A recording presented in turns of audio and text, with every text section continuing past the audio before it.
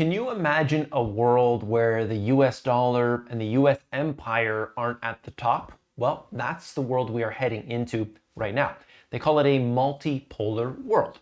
And so in this video, we're going to look at what's going on with the US dollar, the Federal Reserve, and their activities. And then I'm going to show you why the job losses going on a global level and all of this that we're heading towards, recession, tighter monetary policy, everything is going to lead to this multipolar world.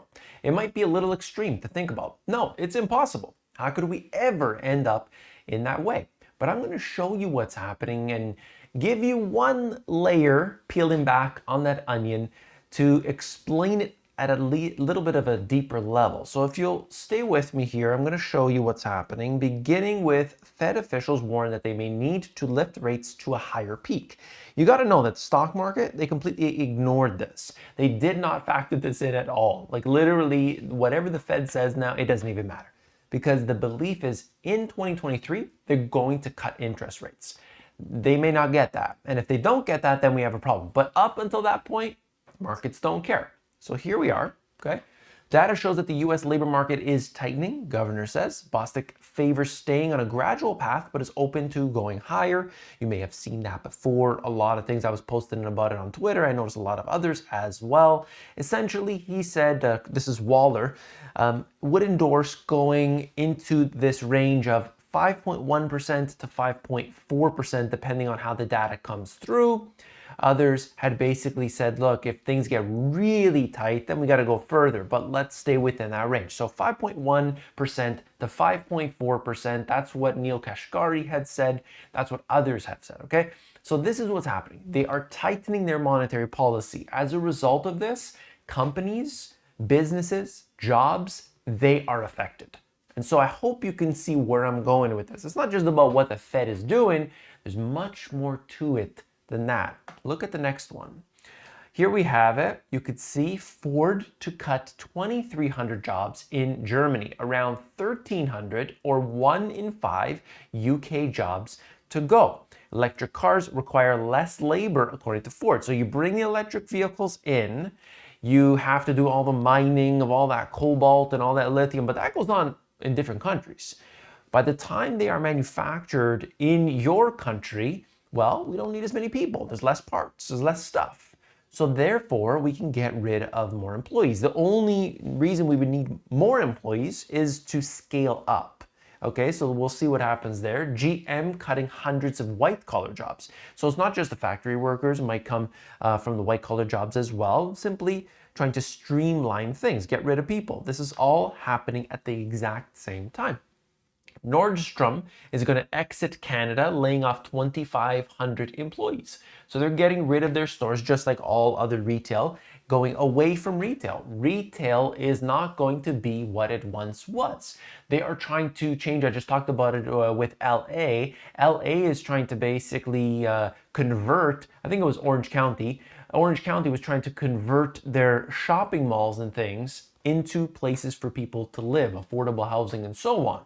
That's what the future has in store for a lot of this retail, or it's going to be a big problem. Even Blackstone, I don't know if you saw the news, Blackstone, who buys up anything and everything, they defaulted on one of their commercial mortgage-backed securities because they couldn't sell.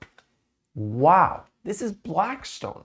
We're talking about a massive company with so much power and influence, and they had to default on that commercial mortgage-backed security. If that continues to go on, then we have a problem. Look, nobody wants a lot of this stuff. The actual businesses are not there. You know how many empty malls there are?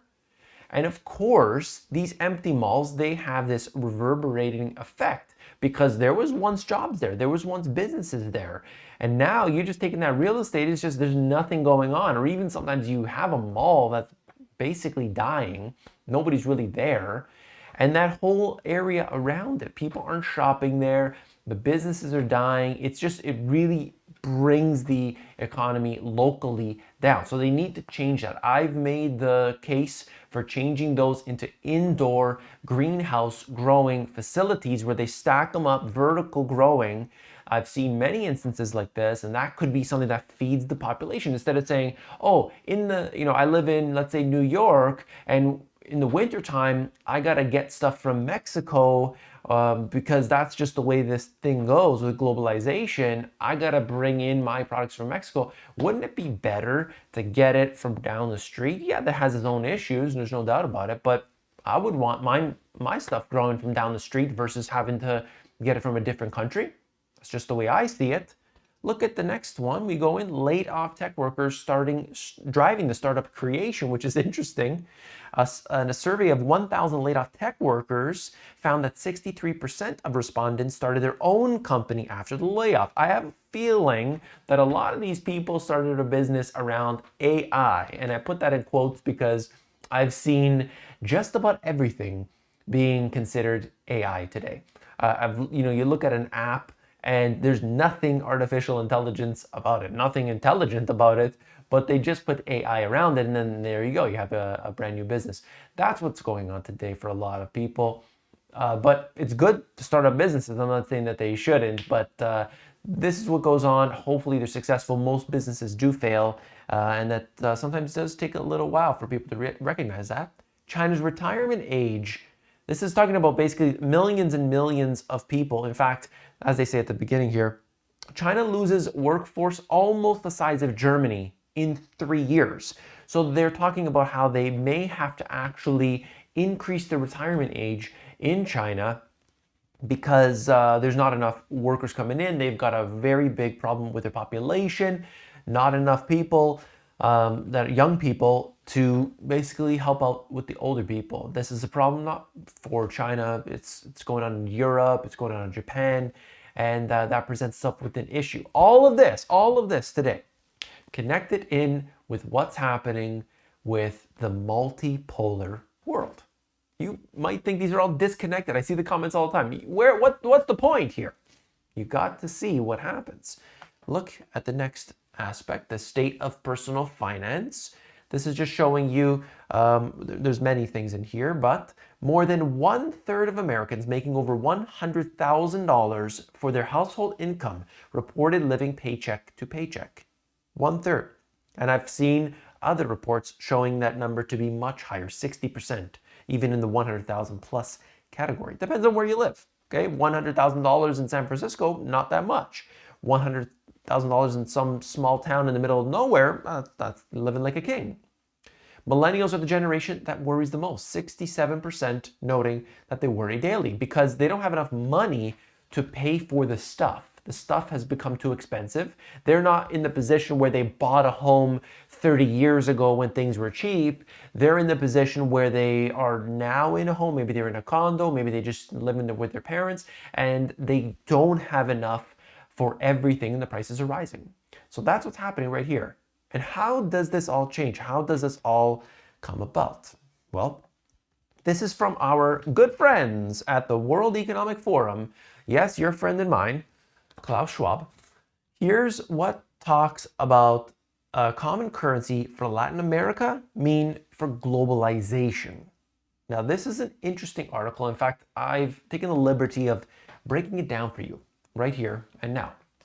Argentina and Brazil are discussing creating a new common currency called SUR for use in Latin America. This new currency would not replace each country's currency, but will be used alongside it to reduce dependence on the US dollar. This is part of a larger trend towards de-dollarization, or reducing reliance on the US dollar in global finance. Now, you might think to yourself, well, the US dollar won't allow that, or the US won't allow that, or that's impossible. The US won't like this and they won't do that. Well, that's not the way it works. You see, in this article here, they show you a chart, but you've seen it on this channel before. And that is, these countries don't have a choice. The US dollar is strengthening. It's going up in value in relation to their currencies, which are going down in value. And this means they do not have that level of independence. They're relying on this system, but they can't because everything is priced in US dollars. So they're saying Argentina, Brazil, China, BRICS nations would be saying, look, If I'm going to buy your product, why would I convert it into US dollar first? Why wouldn't we just do a deal between each other in our own currencies? What's the best way to do that? And they're suggesting this. Now, are they going to go through with it? I don't know. But the BRICS have specifically stated that they want to create their own currency. They want to do that. And we've seen trade going just between each country, but I think they're going for something bigger here. Okay, that's what I think. I think that's really happening right now. The shift is happening because of geopolitical changes and economic crises, which have eroded trust in the US-led global economic system. China is a major player in this trend, and tensions between China and the US are rising. We've seen that with Taiwan, we've seen that all over the place. The creation of a new currency in Latin America would weaken US foreign policy, limit the impact of US sanctions, and alter geopolitical landscape toward a multipolar world. This is big. In fact, this is huge. And for so many people, they don't realize the implications of it. We are talking about the end of the US dollar as we know it. Does that mean overnight it's going to be gone? It's going to be disappearing? You're not going to have a US dollar and you're going to be using the Chinese currency when you go to the store? Absolutely not. But what it means is that if they set up all their systems, which they've been doing, then if the US says, no, we're going to sanction you, they know it doesn't have any power. It has no impact on that particular country. So they don't have the ability to do that. And of course, that leads us to what? War. Let me talk about that aspect right now. You see, this is just showing us from javelins to tanks what $30 billion in US military aid to Ukraine looks like. Washington has committed portable rockets, artillery, ammunition, armored vehicles, and more to the fight. And if you wanted to, you can scroll through this Wall Street Journal article and you can look at it and just see it for yourself. Javelins, $1 billion. Artillery, $2.6 billion. HIMARS, $4.6. Bradley's, $24 billion. Abrams, $27 billion. And $32 billion and so on, okay? So this is all the money that's being spent there. Now, whatever your take is on this, I'd like to know in the comments below. Please let me know. What side are you on? Do you have a side or are you anti-war? Well, let me just show the economic aspects of this. I know that just showing the economic aspects alone will trigger some people, but that's okay. We can be comfortable with being triggered sometimes. The government spending on military expenses during a time when many people in the United States are losing their jobs and struggling to pay their mortgage can have big consequences for people. Spending money on the military can take away from the money that could have been used to create jobs and build things in the United States. And that's what happens. Military is good for business, right? Well, actually, it takes away from productivity. This could make the economy weaker and make it harder for people who are struggling to find jobs. Also, mortgage rates are going up, which means it'll be harder for people to buy homes and even pay for the homes they already have. This could mean that more people losing their homes have a hard time getting back on their feet financially.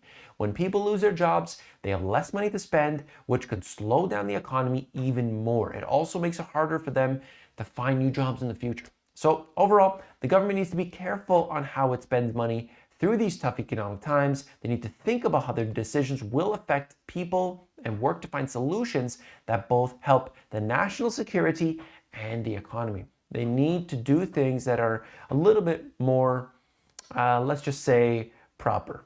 All I want to see is for people to be taken care of, for businesses and job growth to be there.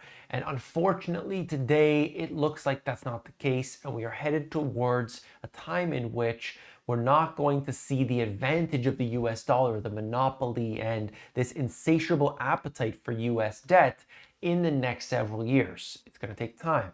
But as that US dollar strengthens, it definitely puts additional pressure on all these other countries to basically say, we've had enough. I hope you appreciate this video and the truth. If you want to simply subscribe to the channel where you can get the news each and every day. I'll see you tomorrow. Take care.